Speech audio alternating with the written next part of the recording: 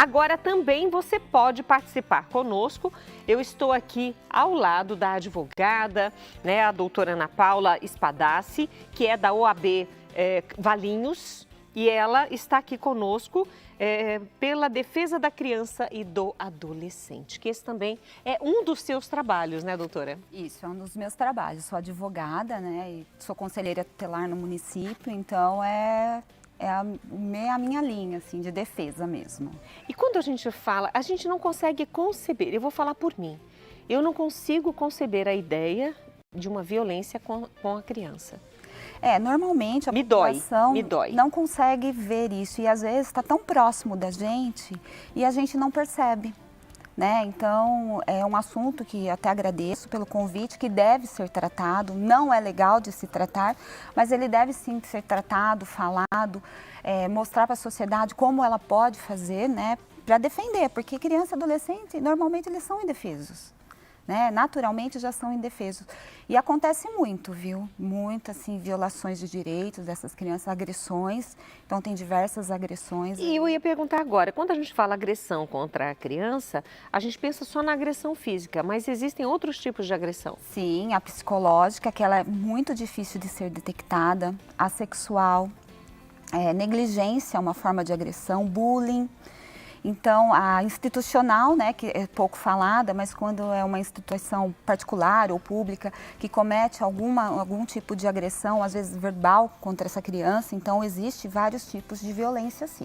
Não é só a física. A física é a mais comum porque você nota, né? Não, e a criança expressa isso, né? Ela A gente chora. ouve. E às vezes, acaso que a criança está tão acostumada com aquele ambiente de agressão, que ela nem chora mais, porque ela sabe que se ela chorar ou se ela expressar alguma coisa, ela acaba sendo punida mais vezes. Então acontece muito isso. Agora, quando a gente fala em agressão, nós temos que falar também no agressor. Sim. Quais são as possíveis pessoas no entorno dessa criança que podem cometer esse tipo de agressão? Olha, há um estudo, né, de dados que normalmente são pessoas próximas à família. Então, para todos esses tipos de agressão que você citou? Todos, familiar, às vezes próprios genitores, vizinhos, babás, o que está em volta. Porque o que acontece? Esse agressor, ele se aproveita dessa intimidade com a família, às vezes para cometer agressão. No caso do bullying, às vezes um colega de escola, então aí agressão de criança com criança, adolescente com adolescente, e às vezes próprio adulto comete bullying com criança. Né? Então, fala, você tá gordinha, e a criança vai se sentindo retraída, fica, sabe? Então, causa mesmo danos para essa criança. Você que acompanha esses vários casos, das denúncias que são feitas e há uma investigação, há uma aproximação dessa criança, os prejuízos para essa criança são muito grandes. São muito grandes. A criança, ela se isola socialmente, né? Então, ela tem problemas na parte educativa dela, então ela não consegue bem na escola. É engraçado que crianças da primeira infância, de 0 a 6 anos, comprometem o próprio desenvolvimento dela e de forma permanente. Né? Então, o resto da vida ela vai ter resto da vida, essa... ela vai ter sequela devido às agressões que ela sofre. E aí a gente pensa assim, que ser humano é esse que comete uma agressão, seja quaisquer uma delas citadas pela doutora Ana Paula, mas contra uma criança. E muitas vezes são bebês, acreditem, bebês. Então a gente fala o bebê é menos ainda. Menos, né? ainda. Aquele que normalmente deveria proteger, né, é o que acaba cometendo a violação, né, a agressão contra as crianças e os adolescentes. Na legislação existem punições para essas pessoas, mas elas têm que ser pegas em flagrante ou somente a denúncia já há uma investigação e uma acusação feita contra a pessoa? Isso é importante. Então, assim, só as suspeitas normalmente leva a uma investigação. Então, às vezes, você não pegou ali no flagrante, por exemplo, é muito difícil uma violência psicológica você pegar ali, você perceber essa violência. Então, às vezes, chegam denúncias que vai ser averiguadas, então, né, as autoridades acabam averiguando e constata essa agressão. É como a violência financeira, né? No caso de mulher vítima de violência doméstica, que acaba afetando a criança também. Né? Então, aquele agressor, ele está cometendo uma violência, não é diretamente com a criança, é contra a mulher, mas a criança, o filho ou enteados, enteadas, eles acabam sendo agredidos indiretamente por conta disso. Ou seja, a mãe está sofrendo essa agressão financeira, a criança, consequentemente, é vítima também. Sofre, é isso. Mas as leis, existem leis tanto para proteger a criança e o adolescente, quanto leis para punir os agressores. Sim, sim. Nós temos a lei, né, Henri Borel, não sei se vocês sabem do caso. O Henri, ele foi espancado no apartamento, né? Ele veio a óbito pelo pai, não, pela madrasta e padrasto. Madrasta, mãe, madrasta. Nem sei se pode chamar de mãe, né? E ele acabou vindo a óbito, então foi criada essa lei, onde assim você consegue medidas protetivas para essa criança e esse adolescente. Então, a gente pode pedir o afastamento desse agressor do lar, se ele conviver junto, o afastamento dele dos locais onde que essa criança frequenta. Então, escola, clube, parquinhos, então, com distância, própria prisão, né, desse agressor, se for constatado mesmo. Então, a lei veio justamente para isso.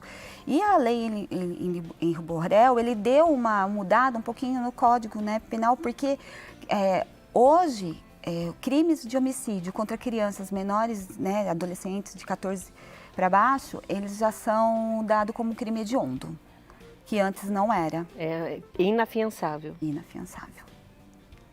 Inafiançável. Então, a lei veio mesmo para ser um pouco mais rígida com esses agressores.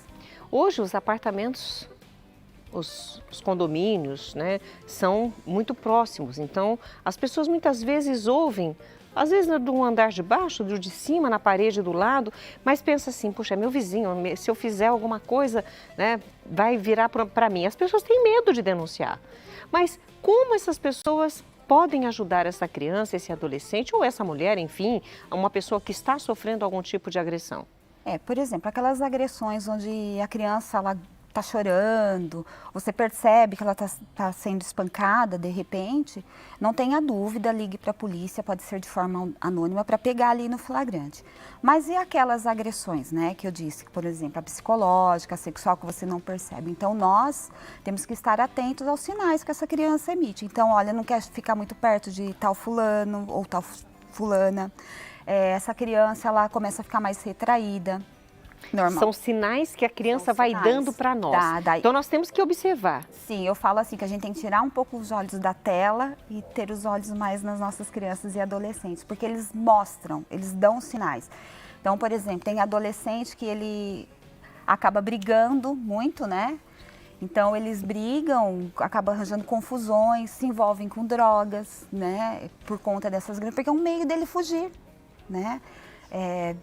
Se automutilam. Então, fique de olho se essa criança, esse adolescente, ele já não quer mais ter contato com a sociedade. Porque se a gente for pensar, eles se sentem desprotegidos. Mas tem gente que fala assim, não, mas é normal ficar trancado no quarto. Não, não é normal. Não, não é normal. Não é. Um adolescente, vamos pensar no adolescente. Ele quer conversar com outro adolescente, quer trocar ideias. Quando eles entram na fase de namoro, por exemplo, eles querem falar das experiências, querem conversar. Assim como a criança quer brincar lá fora no quintal, quer sair para tomar um banho de chuva, de repente, né? Coisas que a gente fazia antigamente. Então, eu acho que a gente tem que ficar atento aos mínimos sinais dessas crianças e adolescentes. Olha, o Emerson Oliveira colocou aqui, doutora Ana, uma vida dedicada a garantir e proteger os direitos de todos e principalmente crianças. Obrigada. Mas tem mais recadinhos aqui, a gente vai ler daqui a pouquinho. A gente vai para um rápido intervalo e volta já com esse tema ainda.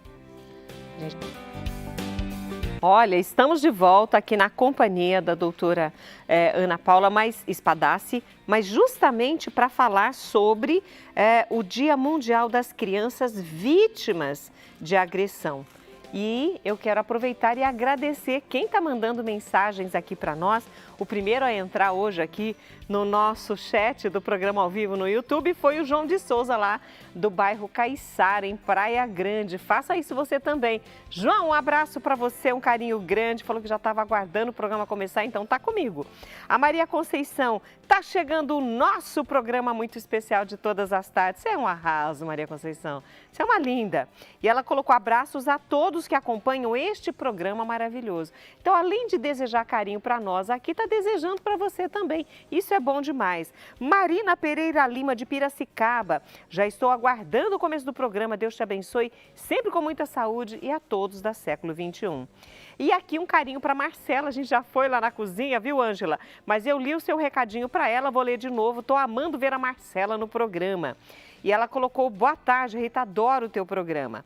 E aí vem para nossa convidada, o Cláudio Praz Júnior, colocou aqui, Ana, Ana, Ana, Ana. Eu falei que você ia rir, porque eu achei bonitinho. Ele colocou aqui, ó, Ana, Ana, Ana, Ana, Ana.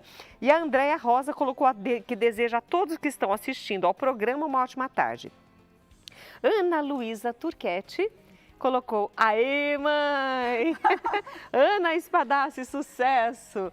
Que gostoso! São pessoas que te apoiam, estão do seu lado, e é muito bom ter alguém do lado. Sim. Na realidade é a base, é o que me sustenta, né? Porque às vezes a gente passa por situações que a gente vê que a gente acaba ficando meio abalado. Então, se não for família, amigos, assim, a gente acaba meio que dando Porque você lida com a dor, você lida com o problema, você lida com pessoas que você não gostaria no seu dia a dia de ter ao seu lado, né? Exato, então é aquilo que me sustenta mesmo, assim, porque às vezes eu chego de alguma ação, às vezes pelo conselho tutelar, e eu acabo chegando em casa e desmorono, né? Porque na hora você tem que estar lá firme, forte, né? Fazendo o seu papel. Mas às vezes dá uma mexidinha aqui. Eu tenho certeza, porque ó, lidar todos os dias com casos tristes, difíceis, não é fácil. Mas aqui tem uma pergunta que eu vou repassar para a doutora, diz o seguinte, do Júnior. Ele colocou assim: por isso não é importante, independente de religião, ter educação sexual nas escolas? Sim, eu acho que, e até os pais conversarem sobre onde as pessoas podem tocar nas crianças, né? Começar de pequeno, olha, aí a pessoa não pode tocar, aqui não pode tocar. Se tocar, conta para o papai e para a mamãe. Conta para o papai e para a mamãe. Se te ameaçar, conta assim mesmo, que não vai acontecer nada. Porque o que acontece? Esses agressores, eles usam muito de ameaça. Verdade. Se você contar, eu vou matar seu pai e sua mãe. É assim mesmo. Aí eles acabam ficando com medo. Principalmente quando esse agressor, ele convive com essa criança, com esse adolescente. Ou às vezes um padrasto, pai, viu? Não vamos descartar não, tem muitos agressores, principalmente sexuais, que são pais. Então eles ameaçam: se você contar, eu vou matar sua mãe, ou se você contar, eu vou matar sua irmã. Então eles têm que ensinar eles que tem que confiar na gente. Olha, a Érica Marques, de Resende, no Rio de Janeiro, colocou aqui o caso da Isabela Nardoni. Para mim, a madrasta bateu nela e depois foi a óbito. Ela colocou aqui, não sei, tinham 3 pessoas no apartamento. Eu não vou aqui resgatar o caso, mas essa criança, né, no caso, a Isabela, estava na companhia de quem ela confiava. De quem ela confiava. Igual o Henri Borel, né? O Henri estava Borel com também. A mãe e com o padrasto. E ele foi espancado e alegaram que ele tinha caído de uma beliche. Quando foi feito o laudo, viu que ele tinha várias partes do corpo inclusive machucado, fraturas, né? Fraturas, assim. Então, era a pessoa que ele confiava. Os pais eram separados, o pai deixava, né, depois da visita com a mãe. Quem que vai desconfiar? Né? Agora, nós estávamos falando sobre as denúncias. Quando a gente vê, a gente tem certeza, a gente faz a denúncia com convicção. Mas quando a gente tem suspeita, a pessoa simplesmente suspeita: olha, eu não tenho certeza de onde vem esse som, ou mesmo assim, chama a polícia ou faz a denúncia. Quais são os canais de denúncia disponíveis para que as pessoas anonimamente possam fazer? Sabe aquela frase, pelo sim, pelo não, vamos fazer? Então, assim, suspeitou. Gente, você não vai ter certeza, às vezes, de muitas coisas. Então, faça a denúncia. As autoridades vão investigar isso, se tiver que abrir um inquérito. Então, vai ter essa investigação, mas tem que fazer a denúncia. E a denúncia ela pode ser feita anônima. Então, você não precisa se identificar, olha, meu vizinho, eu acho que está meio estranho essa adolescente ali, vamos dar uma olhada. Faça denúncia anônima. Então, assim, o Ministério Público, ele tem lá na página dele meios de fazer denúncia anônima. Conselho Tutelar, você pode ligar, fazer denúncia anônima ou mandar por e-mail e pedir esse anonimato, não há problema com isso. Nós temos o Disque 100, que é uma plataforma já a nível federal, que ele é até bom porque ele traz dados para o município. Porque nós estamos em rede nacional, então o Brasil todo pode nos assistir, então o Disque 100 é em qualquer lugar do Brasil. Em qualquer lugar do Brasil. Então, quando eu faço uma denúncia no Disque 100, eu faço anônima, óbvio, sempre a gente tem que ter alguns dados, pelo menos o endereço, um nome aqui, outro ali, para poder chegar nessa situação. Mas o Disque 100, ele é nacional, então qualquer lugar do país você pode fazer essa denúncia e pode pedir o anonimato, que ele é com anonimato. E quando chega essa denúncia no Disque 100, dependendo da situação avaliada, eles mandam essa denúncia para o Conselho Tutelar, para a Delegacia de Polícia, para a assistência social daquele município onde está acontecendo o caso, porque às vezes a gente precisa de uma intervenção de um CREAS, de um CRAS. Então pode fazer via Disque 100, que é nacional. Perfeito. E olha, uma coisa que eu achei que você, na nossa conversa, você citou e eu achei bem interessante que a gente retome essa informação, são os sinais que a criança e o adolescente dão. E aí eu vou fazer vou chamar você para mim agora. Talvez, e Deus abençoe, que ninguém na sua família seja agressor ou seja agredido. A gente está falando hoje aqui da criança e do adolescente, mas existem outras agressões a idosos, a mulher, enfim, outras formas de agressão. A gente está aqui para dar um alerta mesmo. Então, se você tem crianças ou adolescentes com estes sinais que a doutora vai citar aqui agora, fique esperta e faça a denúncia. Se não for nada, vai ser uma denúncia anônima, ninguém vai saber que vai ser você e pelo menos essa criança de certa forma foi protegida. O mais importante é a gente ficar atenta e agir. Então, vamos lá, alguns sinais. Então, assim, a criança ficou muito retraída, a criança ela ficou muito agressiva, porque ela reproduz a violência, né?